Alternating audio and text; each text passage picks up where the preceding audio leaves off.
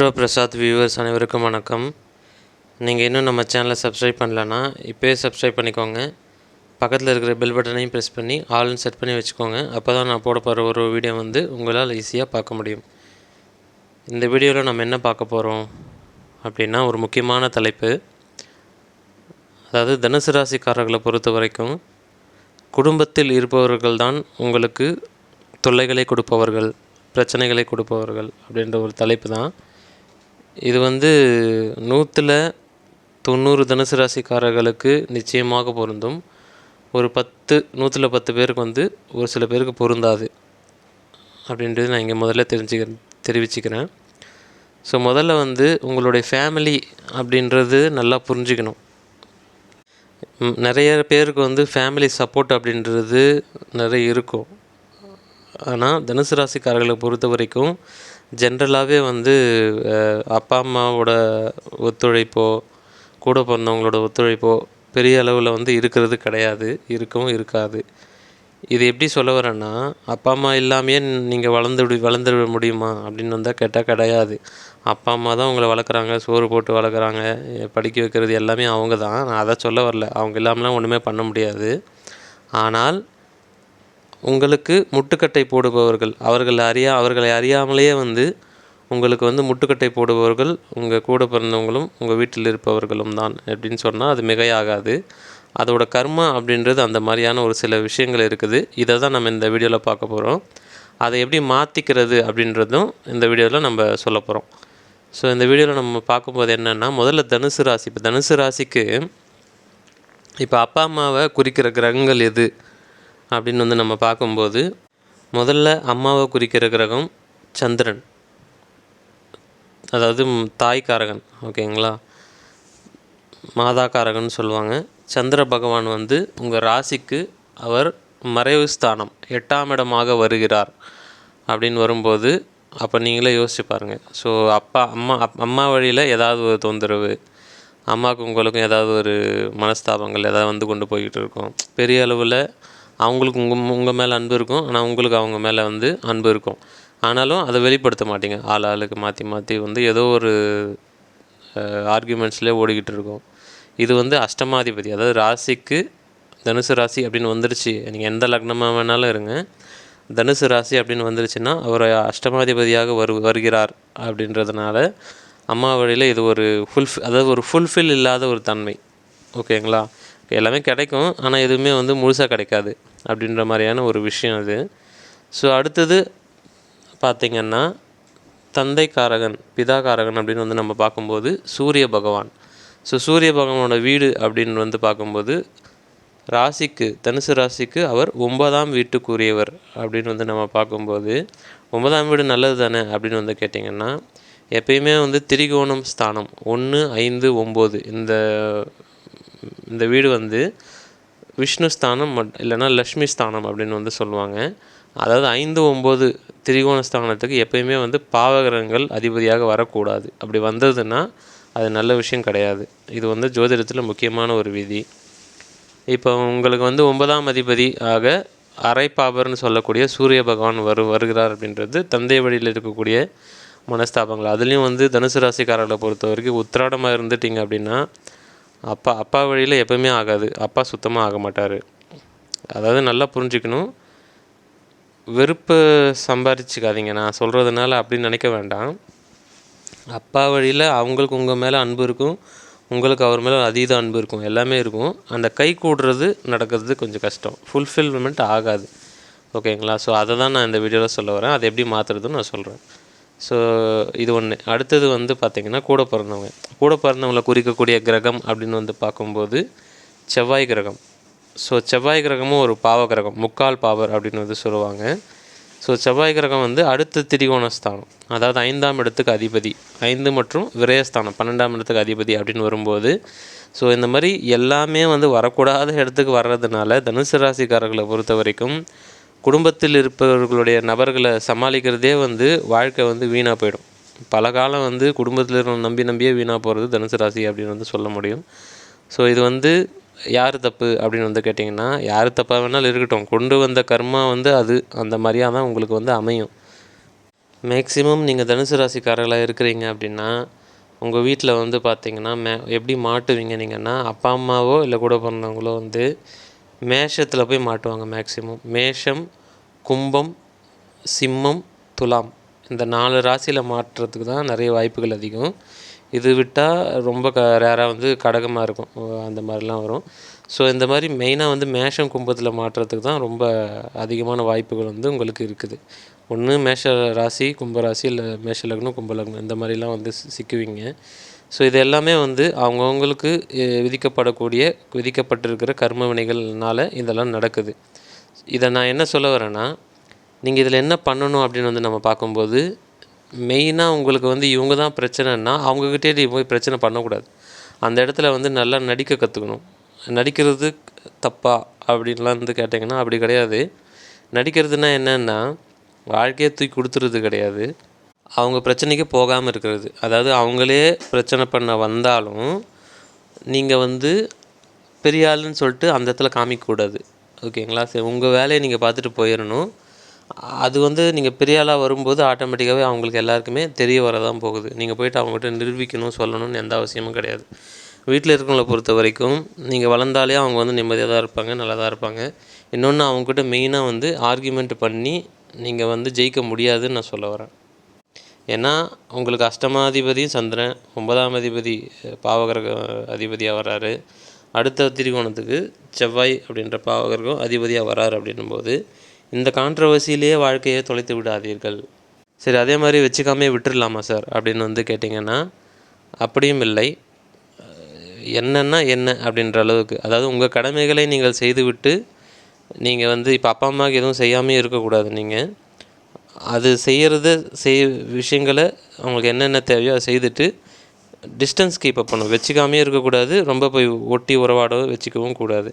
So தேவையானது செஞ்சு விட்டு உங்கள் வாழ்க்கையை நீங்கள் பார்க்குறது அப்படின்றது உங்களுக்கு எப்போவுமே நல்லது. இதில் யாருக்கெல்லாம் வந்து திருமண வாழ்க்கை நன்றாக அமைகிறதோ அவங்கெல்லாம் வந்து பிளஸ்டு. ஏன்னா வீட்லேயும் செட் ஆகாமல் திருமண வாழ்க்கையும் கரெக்டாக அமைஞ்சதுன்னா ஓகே. இல்லை அதுலேயுமே வந்து பார்த்திங்கன்னா ரிஷபம், கடகம், விருச்சிகம் இந்த மாதிரி அமைஞ்சவங்க வந்து கொஞ்சம் கஷ்டம்தான். ஒன்று வந்து புரிதல் மூலியமாக நம்ம தேவையில்லாமல் இவங்ககிட்டலாம் வந்து வச்சுக்கிட்டு இருக்கோம் அப்படின்றத புரிஞ்சுக்கணும். சண்டையும் போடக்கூடாது, ரொம்ப க்ளோஸாகவும் விடக்கூடாது. என்னென்ற அளவுக்கு கரெக்டாக மெயின்டைன் பண்ணிட்டு போனீங்கன்னா ரொம்ப ஈஸியாக இருக்கும். இது ஒன்று. இன்னொன்று வந்து பார்த்திங்க அப்படின்னா, சந்திரன் அஷ்டமாதிபதியாக வர்றது அப்படின்றது வந்து பார்த்திங்கன்னா ரொம்ப முக்கியம். இது வந்து வீட்டில் இருக்கிற நபர்கள் மட்டும் குறிக்கக்கூடிய விஷயம் கிடையாது. அதாவது இப்போ சூரியன் 9ஆம் இடத்துக்கு வர்றாரு, ஓகே, அது வந்து தந்தையை குறிக்கும், அதோட முடிஞ்சிடும், அது வேறு கதை. அப்புறம் வந்து செவ்வாய் 5ஆம் இடத்துக்கு வர்றது கூட பிறந்தவங்களை குறிக்கும், அதோடு முடிஞ்சிடும், அது வேறு கதை. ஆனால் சந்திரன் 8ஆம் இடத்துக்கு வருவது என்பது சாதாரண விஷயம் கிடையாது. சந்திரனோட விஷயத்தில் இன்னொரு முக்கியமான விஷயம் என்னென்னா, உங்களுடைய மன நிம்மதி. ஒரு விஷயத்தை நீங்கள் ஃபோக்கஸ் பண்ணணும், நல்லபடியாக செய்யணும் அப்படின்னா சந்திரனோட அருள்ன்றது ரொம்ப முக்கியம். அவர் அஷ்டமாதிபதியாக தனுசு ராசிக்கு வரும்போது என்ன நடக்கும் அப்படின்னா, அம்மா வழியில் பஞ்சாயத்துன்றது ஒரு பக்கம் ஆல்ரெடி சொல்லிட்டேன். ஆனால் உங்களுடைய மனம் உங்கள் கட்டுப்பாட்டில் இருக்காது. நீங்கள் ஒன்று செய்யணும்னு நினைப்பீங்க, ஆனால் அது செய்ய முடியாது. அப்படியே செஞ்சாலும் செஞ்சு முடிச்சுட்டு திருப்தியை கொடுத்துரும். உடனடியாக நீங்கள் அதுலேருந்து எக்ஸிட் ஆகிட்டு மறுபடியும் பிளான் பண்ணி அதை ஃபாலோ பண்ண முடியாத ஒரு சூழ்நிலையிலே கொண்டு வந்து விட்டுவிடும் அப்படின்றது ஞாபகம் வச்சுக்கோங்க. ஸோ சந்திரனோட அருள், அதாவது சந்திர பகவானோட முழு அருளை பெற வேண்டியது அப்படின்றது வந்து தனுசு ராசிக்கு மிக மிக மிக மிக முக்கியமான ஒரு விஷயம். ஸோ அந்த மாதிரி சந்திர பகவானோட அருள், அதாவது சந்திரன் அப்படின்னு சம்மந்தப்பட்ட அருளை பெறுவது மிக மிக மிக முக்கியம். அப்படியாப்பட்ட ஒரு நாள் வந்து சித்ரா பௌர்ணமி அப்படின்ற ஒரு நாள். இது வந்து சாதாரண ஒரு பௌர்ணமி கிடையாது. சித்ரா பௌர்ணமியோட முக்கியமான ஒரு இது என்னென்னா சித்தர்கள் பௌர்ணமி. அது பேரே சித்தர்கள் பௌர்ணமி தான். அதாவது சித்தர்கள் பௌர்ணமி தான் சித்ரா பௌர்ணமி அப்படின்னு வந்து நம்ம சொல்கிறோம். சித்திரகுப்தன் அப்படின்ற பேசுறதெல்லாம் அது அப்புறம் கதை. ஓகேங்களா? ஆனால் வந்து சித்தர்கள் பௌர்ணமி தான் சித்ரா பௌர்ணமி என்று நாம் அழைக்கிறோம். சரி, அது என்ன சார் சித்தர்கள் பௌர்ணமி அப்படின்னா, சித்தர்கள் வந்து பார்த்திங்கன்னா உங்களுக்கு வந்து அருளாசைகளை பொழியக்கூடிய ஒரு காலகட்டம் அப்படின்றது தான் அந்த ஒரு நாள். அதாவது சித்தர்கள் என்னாலும் குருமார்கள் அப்படின்னாலும் எல்லாம் ஒன்று தான். ஓகேங்களா? ஸோ அந்த நீங்கள் வர திங்கட்கிழமை வருது, மே மாதம் 12ஆம் தேதி பார்த்திங்கன்னா அன்றைக்கி ஃபுல் டே சித்ரா பௌர்ணமி வருது. சூரியன் விடிஞ்சதுலேருந்து நைட்டு ஃபுல்லாக இருக்குது. மண்டே வருது. திங்கட்கிழமை ஃபுல்லாக வருது. மே மாதம் 12ஆம் தேதி வருது. ஸோ அந்த நாள் முழுக்கவே வந்து சித்தர்களோட அருளாற்றல், அதாவது எல்லாமே இங்கே ஃப்ரீக்வன்சி தான், நல்லா புரிஞ்சுக்கணும், ஒளி தான். ஸோ சித்தர்களோட அதிகமான அருளாற்றல் கிடைக்கக்கூடிய ஒரு நாள். அதாவது இப்போ நீங்கள் வந்து ஒரு திங்கட்கிழமை, அதாவது வரக்கூடிய திங்கட்கிழமை 12ஆம் தேதி நீங்கள் ஒரு அன்னதானம் பண்ணுறாலும் சரி, ஒரு ஒரு கோவிலுக்கு போனாலும் சரி, மெயினாக வந்து சித்தர்கள் ஜீவ சமாதிக்கு நீங்கள் போகிறீங்க அப்படின்னா, அந்த சித்தர்கள் என்ன பண்ணுவாங்க அப்படின்னா, இவன் வந்து இன்றைக்கி நின்ட்டான் அப்படின்றதுக்காகவே, அதாவது சித்ரா பௌர்ணமி அன்னைக்கு என்னோடய ஜீவ சமாதியில் வந்து நின்றுட்டான் அப்படின்றதுக்காகவே அவங்க என்ன பண்ணுவாங்கன்னா, உங்களுக்கு எந்த இடத்துல தேவையோ அந்த இடத்துல வந்து கூட வந்து நிற்பாங்க. அது எவ்வளோ பெரிய கர்மவினையாக இருந்தாலும் அதை என்ன பண்ணணுமோ, ஒவ்வொருத்தருக்கும் ஒரு ஒரு மாதிரி இருக்கும், அது நமக்கு தெரியாது, அது அவங்களுக்கு தான் தெரியும். ஸோ நிச்சயமாக நிற்பார்கள், கூடவே வந்து நிற்பார்கள் அப்படின்றது, அது முக்தி வரைக்கும் கூட்டு போய் நிற்பாங்க அப்படின்றது குருமார்கள் சொன்னது, அதை தான் நான் உங்களுக்கு சொல்கிறேன். ஸோ அதனால் வந்து வர திங்கட்கிழமை அனைவருமே வந்து தனுசு ராசிக்காரர்களாக அனைவருமே வந்து சித்ரா பௌர்ணமி அன்னைக்கு நிச்சயமாக சித்தர்கள் ஜீவசமாதிக்கு போங்க. உங்களுக்கு அப்படி தெரியலையா, கூகுளில் போயிட்டு சித்தர்கள் ஜீவசமாதி நியர்மின்னு போட்டு பாருங்க. ஜீவசமாதி நியர்மின்னு போட்டிங்கன்னா உங்களுக்கு பக்கத்தில் இருக்கிறது எதுவோ வரும். இல்லைனா ஆல்ரெடி போயிட்டுருக்கீங்கன்னா நிச்சயமாக அந்த நாளை தவற விட்டு விடாதீர்கள். நிச்சயமாக வந்து ரொம்ப பெரிய அளவில் பலன் தரும். பலனை எதிர்பார்த்து போக வேண்டாம். ஆனால் நிச்சயமாக போய் ஒரு மரியாதை நிமித்தமாக நீங்கள் போய் ஒரு சரணாகதி அடையிறது அன்றைக்கி ரொம்ப முக்கியம். ஸோ இது ஒன்று. இன்னொன்று அன்னதானம், மோர் தானம், தண்ணி தானம். முக்கியமாக மோர் தானம், தண்ணி தானம். ஓகேங்களா? மோர்னால் பட்டர் மில்க். ஓகேங்களா? ஸோ தண்ணி, வாட்டரும் பட்டர் மில்க்கும் நீங்கள் எந்த அளவுக்கு அன்றைக்கி கொடுக்க முடியுமோ கொடுக்கலாம்.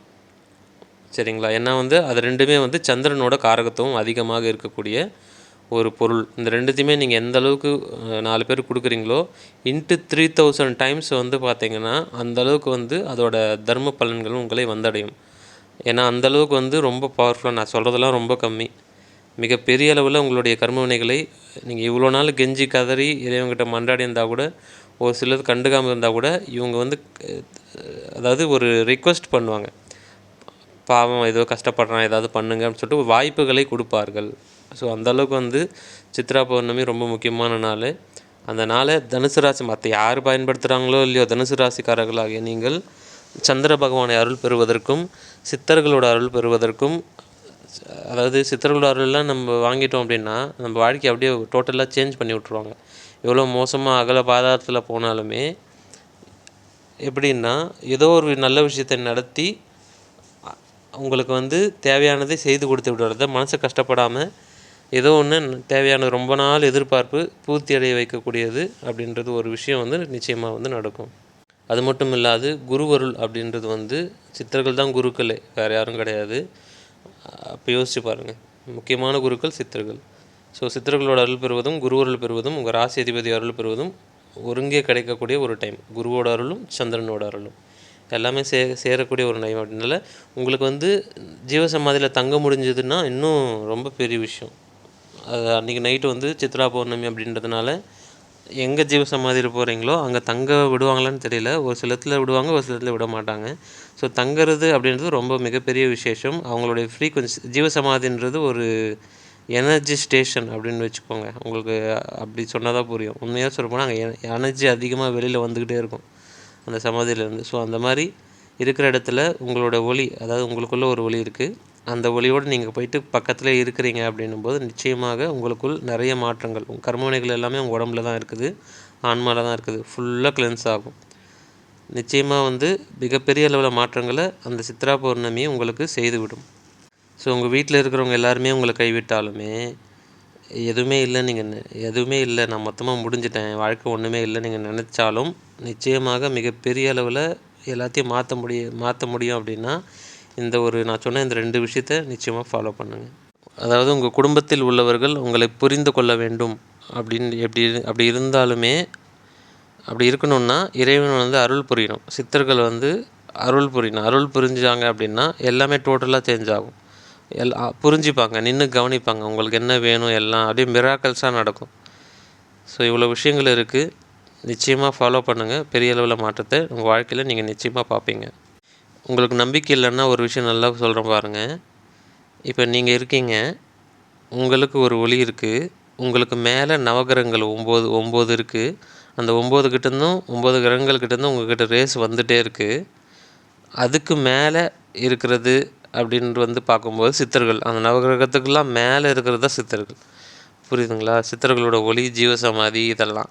ஸோ அப்போ யோசிச்சு பாருங்கள், அந்த அதை வென்றவங்க ஆல்ரெடி மனுஷ நிலையிலிருந்து இறையருளால் யோக பயிற்சி மூலயமா, தர்மத்தின் மூலயமாக நவகிரகங்கள் பிடியிலிருந்து விலகி, மூச்சை அடக்கி, நவகிரகங்கள் பிடியிலிருந்து விலகி அதுக்கு மேலே போய் நிற்கிறவங்க தான் சித்தர்கள். ஸோ இதோட எக்ஸ்ப்ளனேஷன் எப்படி கொடுக்குறதுன்னு தெரியல. ஸோ நிச்சயமாக வந்து ஃபாலோ பண்ணி பாருங்கள். சப்ஸ்கிரைப் பண்ணாமல் பார்க்குறீங்கன்னா சப்ஸ்கிரைப் பண்ணிக்கோங்க. உங்களது கேள்விகள் ஏதாவது இருந்தால் கமெண்ட் செக்ஷனில் பதிவு பண்ணுங்கள். தனிப்பட்ட முறையில் ஜாதகம் பார்க்க விருப்பப்படுறவங்க வந்து ஸ்க்ரீனில் தெரிய நம்பருக்கு வாட்ஸ்அப் பண்ணுங்கள். நன்றி.